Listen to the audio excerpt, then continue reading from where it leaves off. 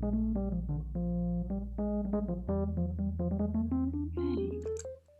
Professor Tim Noakes and Marika Sboros, welcome. It's an honor to have you and to be able to talk to you about your brand new book called The Eat Right Revolution. And we're really going to talk about some of the intriguing concepts written about in this book. So I really enjoyed reading your book, and I experienced quite a few interesting emotions while doing so, including things like shock and anger and disbelief and all of those types of emotions. So according to your book and according to your research, it seems like a lot of information has been swept underneath the carpet, right, for many years when it comes to the health industry, when it comes to nutrition and dietary guidelines. So firstly, I want to acknowledge you for having the guts to follow this through, and in a ruthless manner, pursuing truth, it seems. So it was a very intense experience reading this book. So I'm really curious about what it was like writing it and what type of emotions you experienced while doing so. I'll let Marika start. Well, that's an absolutely fascinating question, and it could apply as much to our forerunner book, this Law of Nutrition. I must say it's just been an amazing journey for me, because when I first met Prof. Noakes professionally on nutrition, I've known him for many years.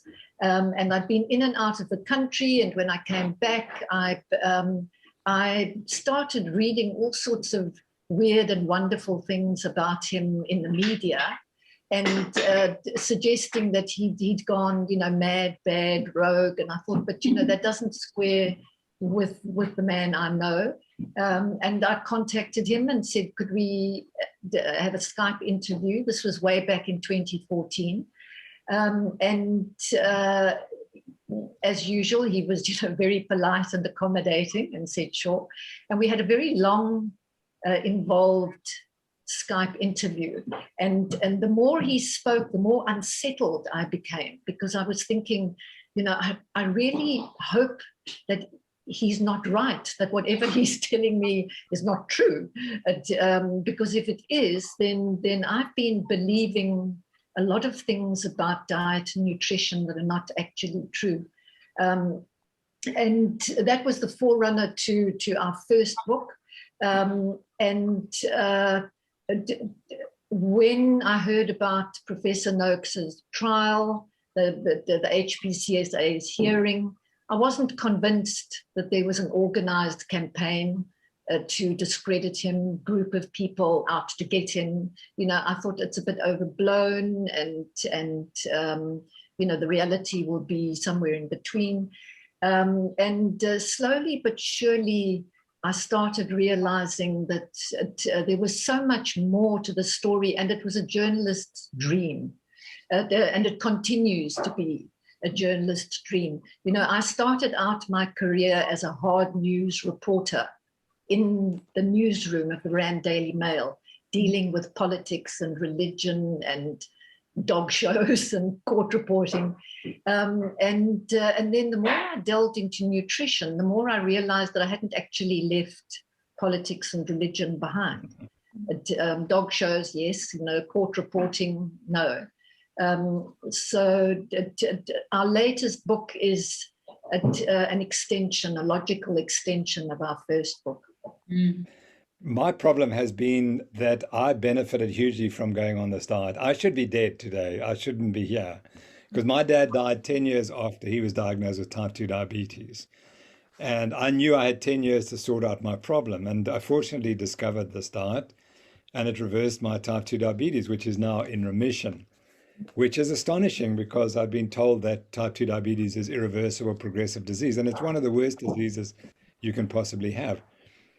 So I get so frustrated. I had a small operation hospital a few weeks ago, and I was next to a guy who had terminal diabetes, and his foot had just gone gangrenous, and he'd come in, and that was what was really traumatic. I just had to get out of the room, because I knew what the future holds for him.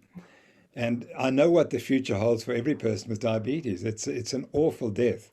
And I've been motivated to try to get the profession to understand you're killing patients the way you're treating them. And it's so easy to reverse it. It's so easy to change your diet and eat properly. So that's what kind of motivates me. Yes, I love that. Yeah, so thanks for that. And I understand completely that for a journalist, this is like, you just want to get deeper into the information and understand how it all happened, because it just almost seems, I almost feel like I don't know what is truth anymore while reading your book. So yes, it's a fascinating topic, and I agree, Prof. Noakes, that there's a lot that we can do about many of these diseases, and it's just, it's not the first line of treatment at all. So it's really a bit shocking. So before we go into more detail with regards to what you write about in this book, who would you say is this book written for? I would say that this is written for a more popular audience, perhaps, than our first book. Although I do think that doctors and scientists, many, would benefit from reading this book. I do think that it's written for a more popular audience, but I'm hoping that across the spectrum, people will read it, because I think it's an important book. Yeah. Anything you want to add, Tim? Yeah, sorry, I didn't get that. It would cut out again, but that's no problem. Okay. Yeah, I definitely wrote this chapters I wrote. I wanted to focus on the medical profession a bit more, and I wanted, particularly chapter 9, the cataclysmic metabolic storm when high carbohydrate diets meet insulin resistance syndrome. That's a technical chapter which I wrote for the medical profession, because I would like someone to read that, and it's only 10, 15 pages, and then to say, okay, I now get it why cholesterol is not the cause of the problem, that it's sugar and carbohydrates and insulin resistance. And I've specifically said that I would like the patient, when they are given the usual dietary advice, that they take this chapter and they show it to the doctor or the dietitian, and they say, tell me what's wrong with this chapter. That was one of my foci. Yeah. Yes, absolutely. And like you mentioned in the book, it's almost like a medical handbook when reading the chapters. So just for your usual public, it might be a little bit difficult to actually understand, right? Yeah, I do apologize for that, but someone has to write it sooner or later, and well, could I just butt in there to say, I don't think you need to apologize, because you have a good writing style that's accessible to the public, and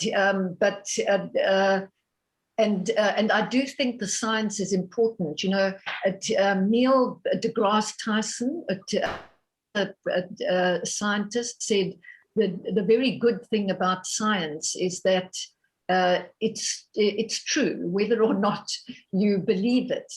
And an important thread running through all of our books, I mean, we wrote Law of Nutrition, then we revised it and updated it for the international market under Real Food on Trial. And now we've written this one, the Eat Right Revolution. And there's a chapter, one of the chapters that I wrote is called Shedding Light on the Dark Forces in Dietary Advice. And that can sound a bit kind of like sensationalist and overblown.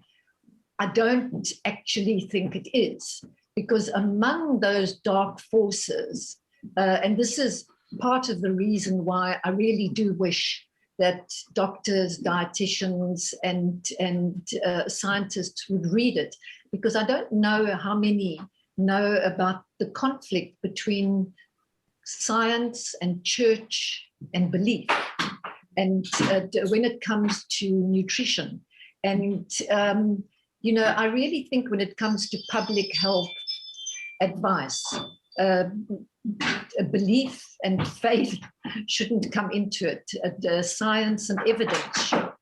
And a large part of this chapter, the shedding light on the dark forces, is all about the role of the Seventh-day Adventist Church.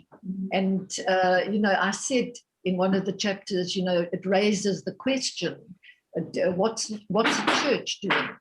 Getting involved in public health, nutrition advice. And that's an important question that we answer in this book at length. My chapter is based mostly, my section on that chapter is based on the research by Belinda Fettke. And Belinda is the wife of Dr. Gary Fettke, who had similar problems to Prof. Noakes in Australia. He is an orthopedic surgeon. His medical regulatory body also took him to task after a dietitian reported him, not for a single tweet, but because he was starting to speak to his diabetic patients about diet. And as an orthopedic surgeon, he didn't want to carry on lopping off limbs, cutting off people's limbs. And he said to them, before you have surgery, try dietary change. And you might have thought he was telling people to inject sugar right into their veins. So outlandish was the reaction to what he was saying. He was just saying to his diabetic patients, try dietary change first before invasive surgery. And for that, his regulatory body banned him from speaking to his patients at all about nutrition. Yeah. And they went even further and said, and even if the advice you're giving your patients now turns out to be true in future, you still can't talk to your patients about nutrition.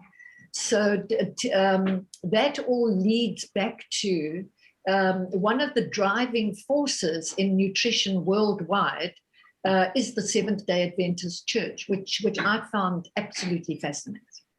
So, yes, I hear what you say, Marika.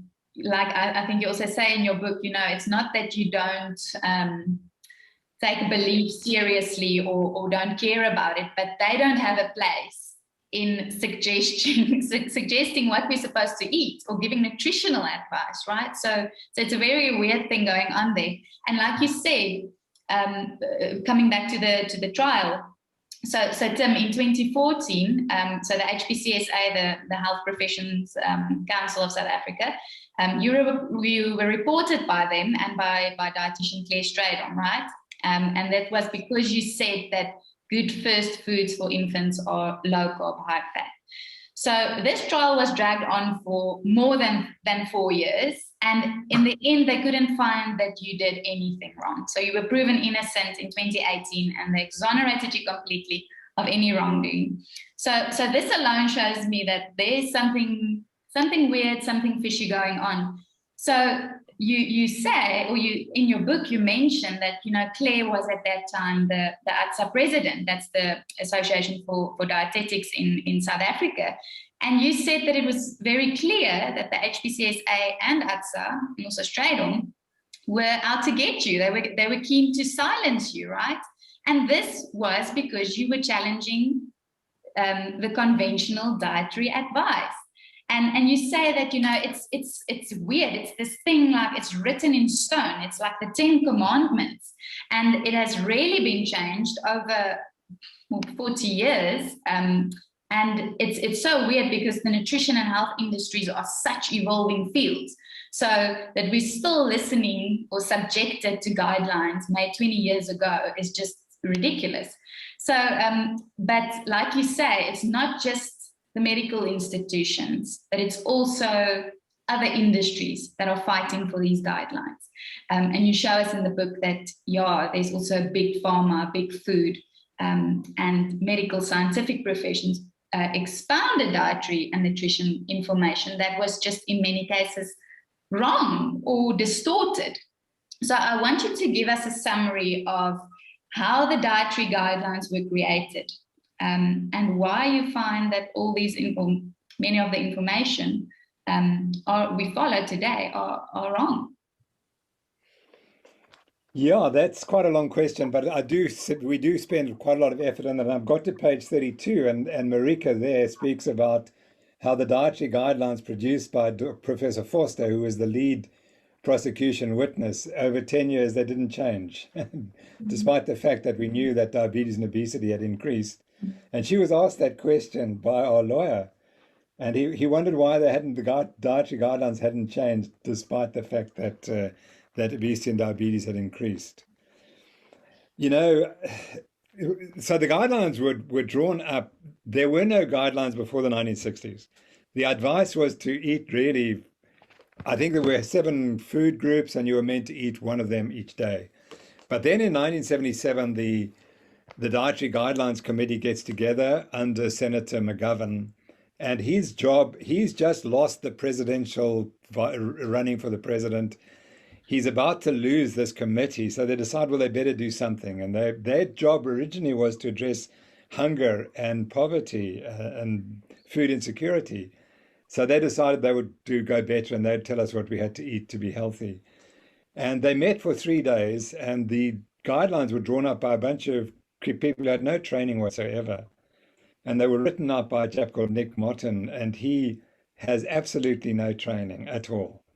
And there were a bunch of lawyers and other people, and they drew up the guidelines, and then those become fixed. Once you've drawn them up, they become fixed. And they had about 6 different things, and I go into each detail of why each of those 6 is wrong, and that there is clear evidence that we shouldn't follow them. But to come back to your first point, you said that the ADSA attacked me. Well, my university also attacked me. And what the university did was they wanted to shut me down on my opinion, and they put up a website in which they said this is the argument against Noakes, but Noakes wasn't allowed to present his case. Now, that is not how universities function. Universities are meant to give both sides of the argument. They actively censored everything I said.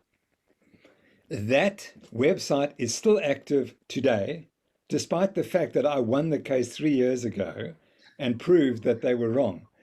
And what is more, they have all the dietary guidelines. They are still there, even though the UCT closed down its dietetics department after the trial.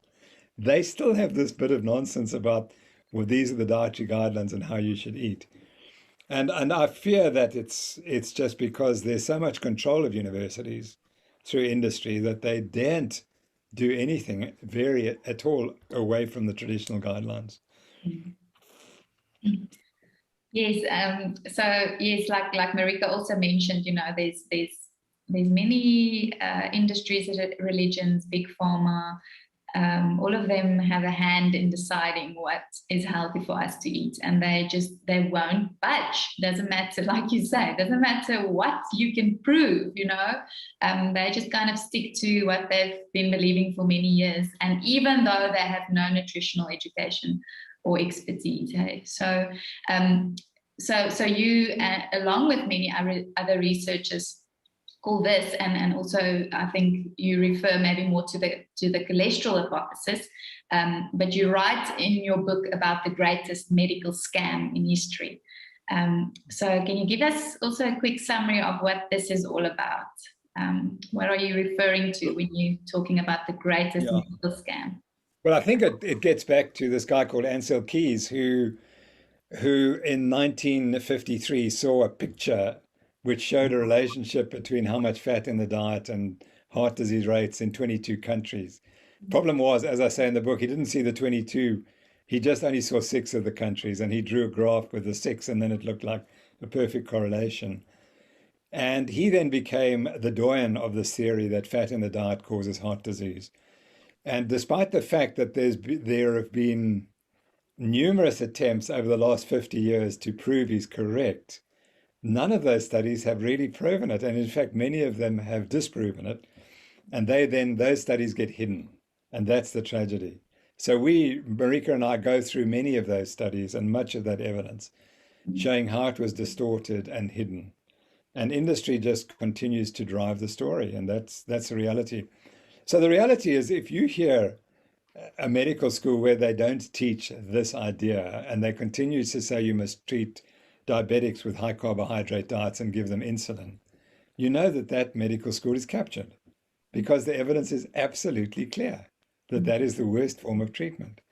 So if they're not incorporating these new ideas, then why not? That's because it's no longer become for the patient benefit of the patients. That's the reality. Yes. It's become for the benefit of many other things, but not the patient. Marika, do you want to add something on this topic? Well, I think one of the defining quotes for me along this journey has been one by UK GP, Dr. David Unwin. He's very much a low-carb GP and having fantastic results using dietary change. And he says, telling diabetics to eat carbs moderately just leaves them moderately poisoned. And David is very measured in his speech. And I've always thought that's an extraordinary quote. And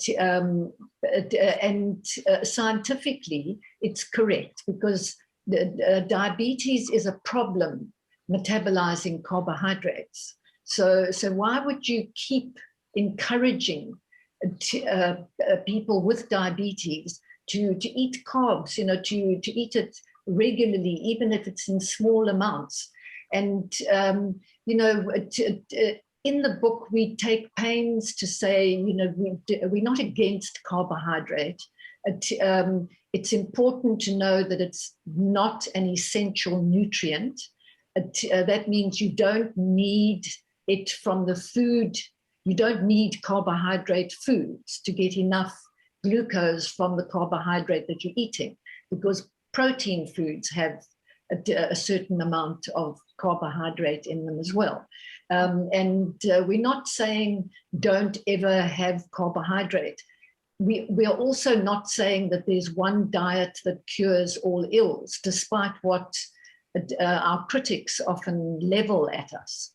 Because there really isn't any diet that's one size fits all, even for diabetics. Some diabetics can cope with a little more carbohydrate than others. I would think that it's by definition, if you're a diabetic, that you really do need to cut the carbs to the barest minimum. It just makes sense biologically, scientifically. And when you say things like that, the reaction from certain dietary and medical quarters is excessive. And it's always puzzled me as to, excuse me, the evidence behind the attacks on us. But they just carry on. I can just butt in there and add something, but fortunately science eventually corrects everything. So in 2012, to ultimately humiliate me, the University of Cape Town set up a debate with a guy called Professor Jacques Rousseau, who is one of the key investigators in the Women's Health Initiative, which is a $700 million study in the United States. So here's Tim Noakes, who's never done any research on the low or high-fat diets, competing with Jacques Rousseau, flown in from America, who is funded to a tone of $700 million to do the Women's Health Initiative. And so anyway, to cut a very long story short, there's a nice little paper in the Journal of the American Medical Association in January. So I've defined the Women's Health Initiative as they tried to hide some data, and they did. And I'm not going to discuss that now. But what they eventually did, they said, okay, we've got all this large group of women, and they took 10,000 of them who were healthy 20 years ago when the study starts. And they now follow them for 20 years to try and determine what causes heart disease in this group. And in the debate, Professor Rousseau said it's all cholesterol, and Noakes saying it's diabetes and insulin resistance is completely wrong. And that was the debate. My argument was it's got nothing to do with cholesterol. It's all to do with type 2 diabetes. So now, in January 2021, a paper is published in the Journal of American Medical Association from the Women's Health Initiative, which shows that the single most important predictor of heart attack risk in this population of women was diabetes. Tenfold increased risk. Wow. Cholesterol was almost without any predictive value. And there's a wonderful moment in this debate where Rousseau says, Noakes says it's the diabetes, but diabetes has got nothing to do with it. It's all cholesterol. Now, fortunately, we know 10 years later that he was completely and utterly wrong. Wow. And incidentally, he almost became an expert witness for the prosecution. Oh my But when he watched how our lawyers dealt with the others, including Claire Yulsing-Strydom and the chief author of the Dietary guidelines, they were just embarrassed, and we would have embarrassed Rousseau even worse. Yes, absolutely. It's completely shocking. So I mean, the thing that they keep on focusing is that, you know, saturated fats cause heart disease, and cholesterol, right? Or they cause cholesterol, and cholesterol causes heart disease. But then what happens is when many people take out the take out the saturated fats from their diet, but then they replace it with either trans fats or carbohydrates, sugars, whatever, you know, they are going to replace it with something. And like you just said, you know, it's insulin resistance. Carbs are actually, yeah, that's what's causing cholesterol, what's causing heart disease. So can you give us a bit more info as to how this works? I think we spoke about Ansel Keys, who came up with the theory that saturated fat caused heart disease, and that took us in a particular direction. But early on, before Keys had really formulated his idea, the evidence was that it wasn't blood cholesterol, it was blood triglycerides. But even before Keys had formally developed his hypothesis, other people were saying it's not the cholesterol, it's the triglycerides in the bloodstream that cause problems. And then, unfortunately, that got written out. Now, the triglycerides are purely a marker of a person who's insulin resistant and eating a high carbohydrate diet. And the liver, particularly when it's got a lot of sugar present, pumps out the triglycerides. And we believe that that's the real problem. So the problem was that the thinking was so one track on the cholesterol story that everyone ignored the rest. They ignored the evidence that it's triglycerides and people with type 2 diabetes who are at the greatest risk of heart disease. And now the evidence is absolutely clear. It's triglycerides, glucose, insulin, and oxidized cholesterol that is causing the heart damage. It's not purely cholesterol as we describe it. And I argue that anyone who has arterial disease, be it of the cerebral arteries causing strokes, or of the heart causing heart attacks, or of the peripheral vessels causing gangrene and amputations, it's all type 2 diabetes. If you look carefully enough, you'll always find that type 2 diabetes is the cause. And why do we say that? And why isn't it well recognized? And the answer is because to diagnose type 2 diabetes, you actually have to do a little bit more testing than we currently do.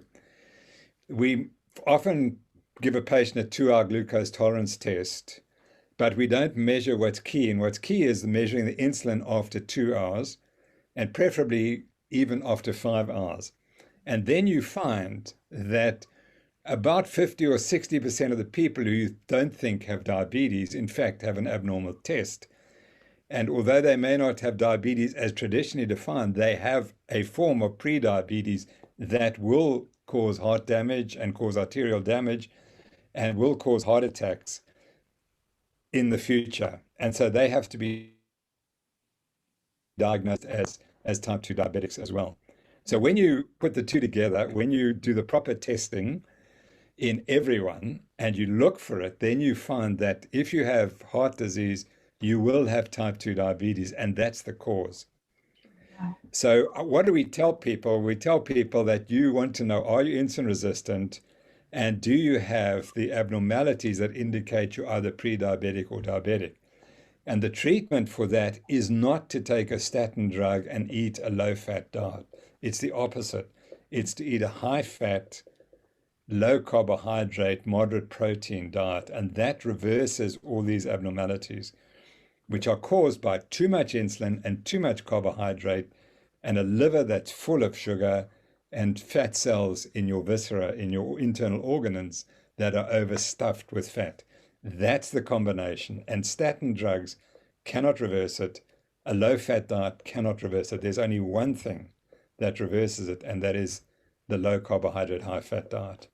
Okay, no, and I find that extremely interesting, and it's completely the opposite from what so many of us believed, right, in the past. So, and you explain this in your book in chapter 9. I think you go to, you go into this with a lot of detail. So my next question would be, you do mention in your book that there is a little bit of an individuality that also comes into this. So, and there are some people that do tolerate carbs better than others. So are you of the opinion that, a keto diet will be beneficial for every single person out there, even though they might not be overweight or insulin resistant and then leading a healthy, active life? I'm also thinking of people with maybe gallbladder issues or struggling with fat metabolism and things like that. So what are your thoughts on that? Yeah, I think that the diet we propose is a diet of real foods, as you know, and it's nutrient dense, and that's what you want. And so that you're getting the nutrients with fewer calories.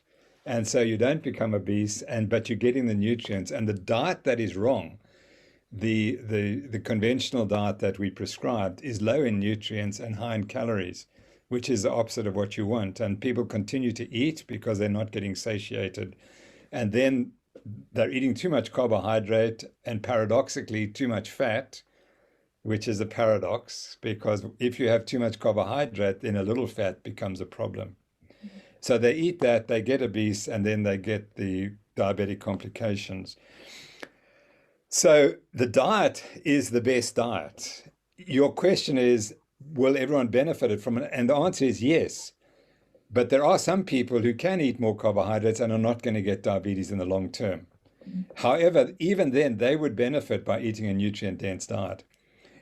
Because I'm in my 70s now, and I look around and I see the people who've been eating the carbs and the grains and not doing the vigorous exercise, and they get hunched. And I think they get hunched because there's too little protein in the diet, there's too little fat in the diet, there's too little the fat vitamins, the fat-soluble vitamins, which are essential for keeping your bone strength and your muscle strength going and your brain. So you can eat this diet, and because no one's looked, okay, let's take a population at 70 and see who are the healthiest, what are they eating? And I can tell you, they will be eating the low-carb, high-fat, real food diet, because it's at 70 you start noticing the real effects come on. And most of those people won't get beyond 80. And they might, they'll get heart disease or they'll get some of the other conditions. And people say, well, that's normal. That is normal if you're eating that diet, but it may not be normal if you're not eating that diet. And so I think we set our level bar a bit low. And we eat this bad diet and we get sick, and then we say, well, it's age. It's not age. It's the effects of a diet that is poor in nutrients and the specific nutrients we've mentioned. And so the people who say the diet's fine, everyone can eat the diet with high carbs, grains and cereals and grains, they haven't looked at people over 70. And that's what they need to do at 50 or at 20 or 30. Like when I was 30, already the effects of the high grain diet were apparent, but I didn't recognize them because I was profoundly insulin resistant. But when I look around and you see people running marathons and they're carrying an extra 5 or 10 kilos, that's not healthy. And they can't work it out. Oh, but I'm eating these superfood, carbo superfoods, but you're actually fat. and is not helping you, and you're losing muscle, and you're sarcopenic, and you're losing bone strength. No. So people have to get to my age to realize that what you thought worked at 30 doesn't work anymore at 70. Yes. You did mention a previous time when we spoke, you did mention a study that they did, I think it was through the Women's Health Initiative, with a healthy group and a not so healthy group, and then also with heart disease that followed the diet. Can you maybe tell us more about that? Yeah, so the Women's Health Initiative was set up to prove that the diet low-fat diet is healthy. That was the goal, and $700 million was spent. And I showed in 2005, or not in 2000, sorry, in 2012, in a debate with one of the principal directors of the trial, that they'd hidden the data. And they hid the data that if you started the trial with heart disease, you were at 25% increased risk that you would get complications thereafter. So in 2006, they kind of hid that. They put it in the article, but they didn't make a point about it. But in 2017, they couldn't hide it anymore because now the risk had gone up to 61%. So if you had heart disease at the start and you ate the low-fat, healthy, heart-healthy, low-fat diet for the 15 years of the trial, you were at a 61% increased risk of having further complications. And the only group who could eat the low-fat diet without problems were the healthy group. They had no heart disease and they had no hypertension. If you had hypertension at the start, then you also didn't do well. You didn't do badly, but you didn't do well. So they had the three groups, and the three groups can easily be defined on increasing levels of insulin resistance. So if you were insulin resistant, so at the start of the trial you already had heart disease, eating a low-fat diet was a disaster for you. Okay, that's great. If you had hypertension, which is a marker of insulin resistance, you didn't do well on the trial. You would have done better if you'd, in my opinion, if you'd eaten a higher fat diet. And the only group was this group who started healthy. So what we know now, this study proves it. The only people who can afford to eat a low-fat diet are those people who are completely healthy and no insulin resistance. And I mean, that is so obvious, but the data now show it. And so, but then let me just take you one step further, that there's another study which was started at the same time as the Women's Health Initiative, and it was called the Women's Health Study. And I got the two confused. But the Women's Health Study took 10,000 physicians in the northeastern states of America, centered in Boston. And they followed these 10,000 female physicians for 23 years. And they looked at what were the risk factors that would predict whether they would have heart attacks or not. Now, this is a fabulous study because it's a well-defined population and they were well studied. And it turned out there was one risk factor, and it was diabetes. So that is the ultimate proof. Your risk for a heart attack was tenfold greater if you had diabetes. And the marker were a marker of insulin resistance. Those are the blood markers that was the best predictor of future heart attack were the markers of insulin resistance. And cholesterol itself was it was completely hopeless. So to me, that's the definitive evidence, those two studies. Mm-hmm.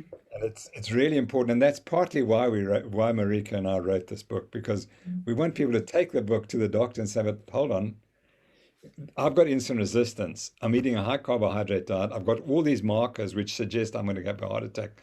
But all you're doing for me is giving me a statin. How's that going to change anything? Exactly. So that's what we want South Africans to do and go and ask their doctors. Sorry, I should say many people with insulin resistance will do very well on a low carbohydrate, high fat, moderate protein. But even in that subgroup, there's another group for whom fat is a problem and they need to eat more protein. So absolutely right, there is no one. But the one diet that you shouldn't eat is a diet full of processed food, which is what the dietitians tell you should be eating. Yes, exactly. Okay, I love that. So this is not, you still bring individuality into this. It's not a case of every single person out there should be following a keto diet, right? And like you said, if you are healthy, yes, you can tolerate more carbohydrates. And this differs from person to person. Okay, so I know that many people find it difficult to go into ketosis. And we're all familiar with keto flu and some of the negative side effects that people may experience. So maybe you can just touch on, you know, what type of negative side effects people could experience and why exactly this is? Okay, so I must just warn that there's now a growing movement that we actually don't want you necessarily to be in heavy ketosis. Okay. And the evidence is very clear, even from the Virta Health study, although the Virta Health don't promote this idea. After about 6 months, you're not really in severe ketosis anymore if you follow this diet. So even if you're restricting your carbohydrate, and I noticed that in myself, I was quite ketotic maybe for the first year, but now I just bumble along with quite low ketones, not as it was in the past. So humans adapt. And what people are saying now is that trying to force people to be more ketotic by eating more fat may be counterproductive, because now by eating that more fat, you're actually putting on weight. So that now is the big debate. The one size fits all. No, we're still debating it. Cool. And so what ketosis, so let me tell you where it all starts. Robert Atkins is the guy who produces the Atkins diet. But he was obese and very unhappy, and he wanted to know how could he lose weight without hunger. He said, I'm not going to go on a diet that will make me hungry. And he saw if you starve yourself for 24 hours, you produce ketones and your appetite disappears. So he said, there's a link between ketosis and appetite suppression. So he developed a diet, a low carbohydrate diet, specifically to produce ketosis. And that's where it all begins. And so everyone was testing their ketone bodies. And so then a lot of people argue that the ketones have a special role in making you particularly healthy. They improve your immune function, et cetera, et cetera. So that was the push on ketosis. But to come back to your question, if you go onto this diet, you will become ketotic if you drop your carbohydrates low enough. And you will be ketotic for 2 to 3 months, but thereafter it will probably disappear. You may get symptoms during the first few weeks on the diet, and we call it keto flu. Many people think it could be removal of the sugar and the complete change of the diet. It may not be the ketosis itself that's causing the problem. And I think it's kind of keto diet symptoms that they're talking about. I never had any of those symptoms, so I'm not really sure exactly what they are. Some people say you need to increase your salt intake, and that will help you get over the symptoms. But generally, after 2 to 3 weeks, people start to feel better. I was so fortunate; I felt better in 24 hours because I was clearly diabetic, and within 24 hours, my glucose started to drop for the first time in 5 years or so, and so then I started feeling good. So the worse you are, the sicker you are, the better you're going to feel when you go on the keto diet, and if you're very healthy. And I mean, this is a problem that we have with athletes. If you want an athlete to change, and they're particularly healthy, they're eating a high carbohydrate diet, for a couple of weeks, their performance is terrible and they feel awful. And then they'll quit and they'll say, oh, it's not worth it. But if they just push through, then maybe they'll get the benefits. And I think the same applies for your health benefits. And people benefit so hugely from this diet. And never has anyone written to me and said, I feel worse on your diet than on the previous diet. And thousands, maybe tens of thousands of people have said the opposite. So you've touched quite a bit on your own personal journeys with this. So yeah, for you, I mean, you were diabetic and it changed everything for you. And Marika, you said that you're not necessarily you're not in like strict ketosis at all. Can you give us a bit more, maybe, why you decided that, or do you feel that it's just not necessary for you?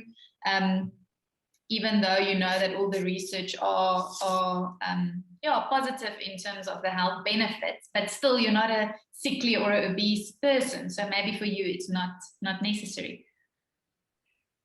Yes, I think it's important to eat real food. But what does real food mean? And it's food in my book as food that is as close to its natural state as possible, that needs minimal processing and cooking in order for you to be able to eat it and enjoy eating it. I'm a big fan of intermittent fasting.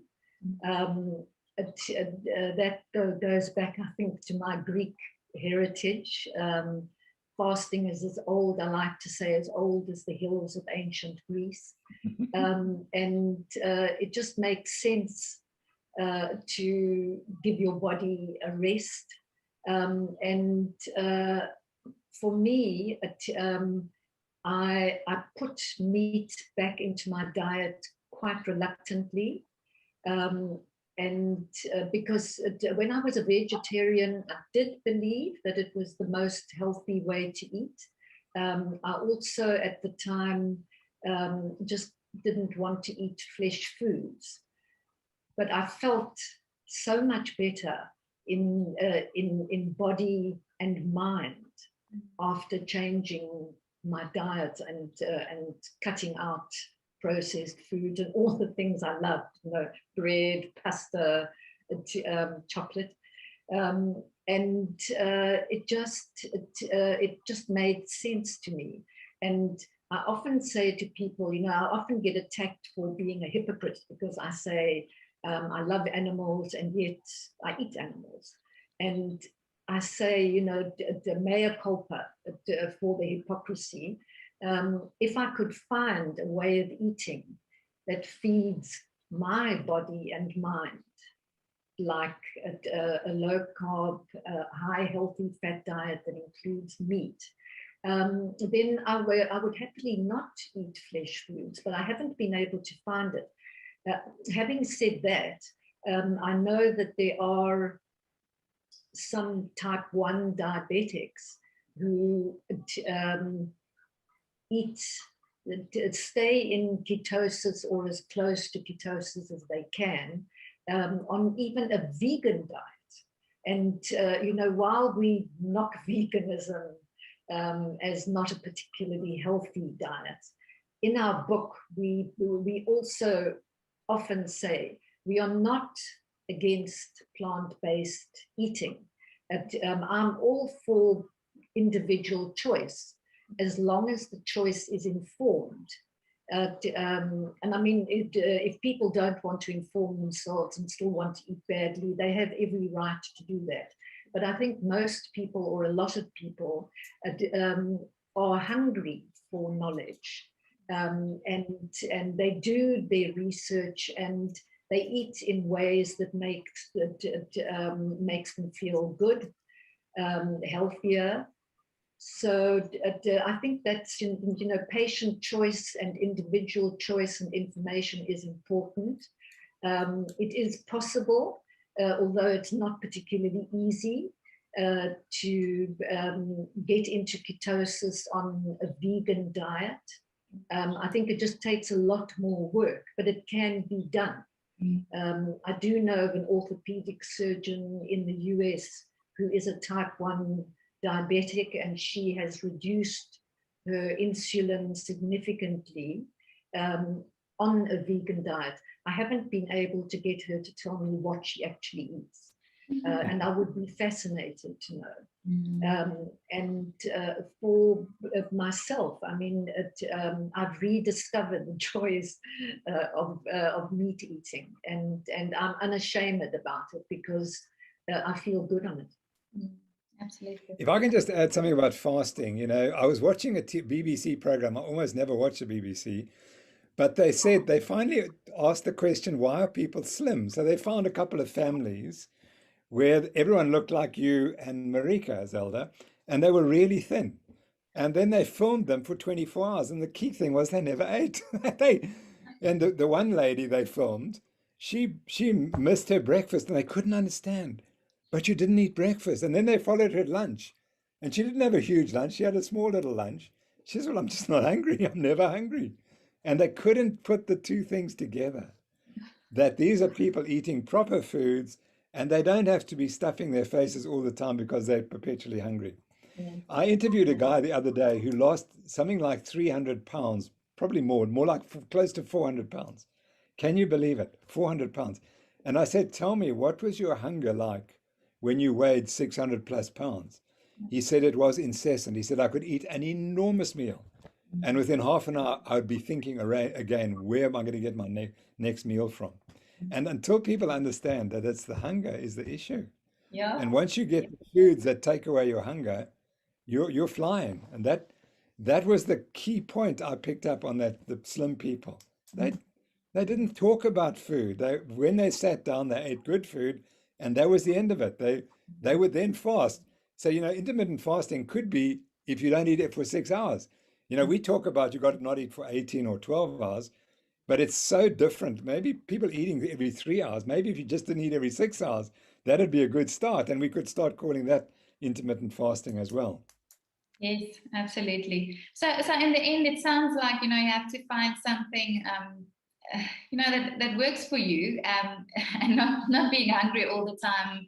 And actually, I find that the main thing here is, like you mentioned, Marika, if you're eating proper, real quality foods, that's gonna make such a big difference already. But what I find, and I've been thinking about it a lot lately, that we often put our health in the hands of experts, right? So like you also said, no, the statins aren't going to help at all. Rather change your diet. And it was such a weird thing for a doctor to suggest trying diet instead of putting off their limbs, like you mentioned earlier. It's such a weird concept for many people, and I find that there's really a resistance about being an active participant in your own health. And I think, like you also mentioned this in your book, that it could actually really be fatal, not for the health experts. If we put our health in their hands, it's not fatal for them, but for us.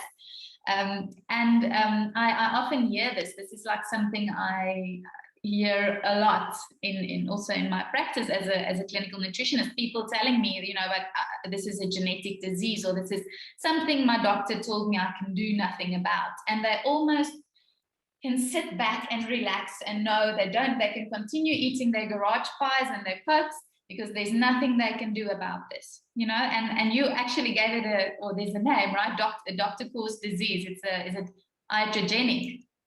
Yeah. Right.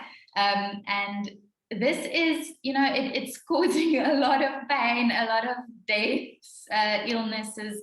And like you also mentioned, Hippocrates said, leave your drugs in the chemist pot if you can heal the patient with food. And he also said the greatest medicine of all is to teach people how not to need it. So I guess I find a very important takeaway is there's food and diet should be the first line of treatment. It shouldn't be the fourth or the fifth or not even think about it. And this links to the fact that you are saying, that with something like the coronavirus, once again, people are not necessarily focusing on diet as much, and they can sit back and say, yes, I want the vaccine, So maybe you can just tell us one or two things about why you think the vaccine is not necessarily the very best thing to do. Are you asking me or Marika? Either one of you. Let me begin, because I think Professor Noakes and I have slightly different views on this. I've had the vaccine in the UK, and I couldn't get it in South Africa, and I spent a lot of time here, and when I came, I was eligible, and I jumped at it. When I first started reporting or reading about the pandemic, I had a completely different view from what I have now. And in the beginning, I was thinking, the vaccine sounds like it's going to be rushed, and it's going to be risky. And I've done like about 180-degree turn. And based on the research, I don't think that the vaccine has been rushed. And my opinion is that we need both. I think it's very important to address metabolic health.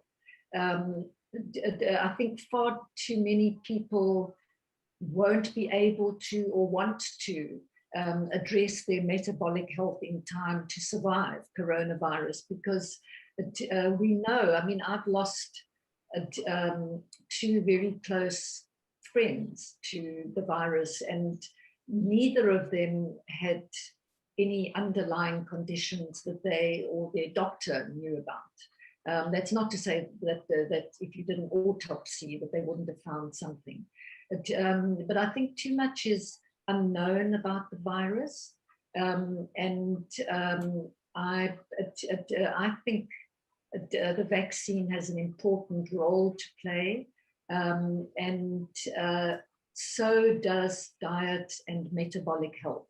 Okay. And I'm interested to hear what Prof. Noakes has to say about it. Mm-hmm. Yeah, so my position is that if governments were really concerned about your health, they would have addressed the issues. They would be addressing type 2 diabetes. They would be addressing all the diseases that are causing people to die at this moment.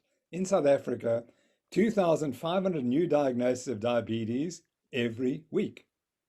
Do you ever hear that reported? All we hear is this torrent about COVID. And so I would be very happy that we focused on COVID if we addressed the other issues at the same time, which in my opinion are a bigger problem. So I always say, if you want to take the vaccine, that's absolutely your choice. But I think if you force people to do it, I'm worried about the loss of freedoms. So and anyway, I want people to focus on what you can really do for yourself. And that is reduce your visceral fat. The single biggest risk factor for a fatal outcome is visceral fat. And so that's what you have to do. Yes. And then there's no risk. We don't have to discuss whether the vaccine's safe or it's not safe. That's not the issue. We know that losing visceral fat is 100% safe, and it's going to help you. So that's really my position. Yes.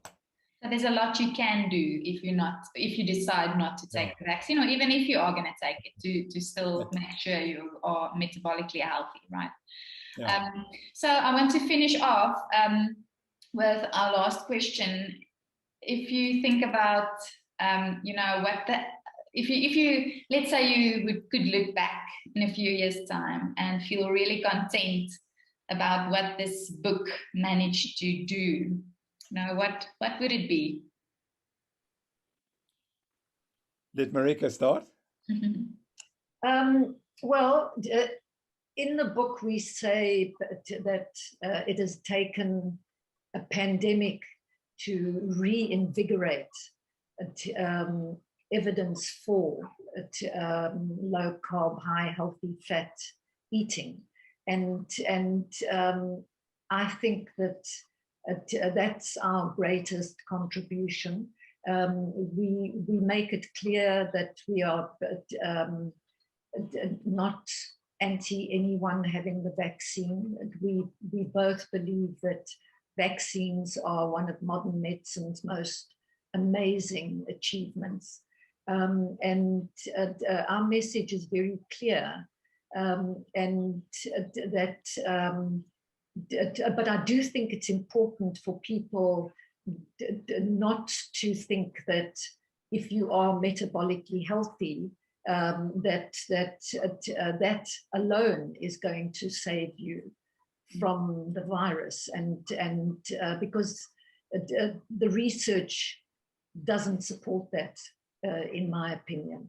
And I think it's very important for people to just keep perspective. I mean, it's always important to stay as healthy as you possibly can. And of course, that will reduce anything that reduces your risk of dying or suffering from any virus is a good message. And that's the main part of our message in this book.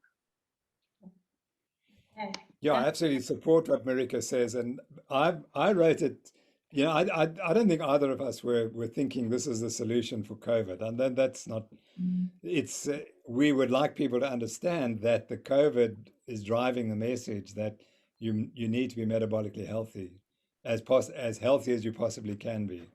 But there's a broader message than that. And what I would like every medical doctor in South Africa to get a free copy of the book, and every medical student.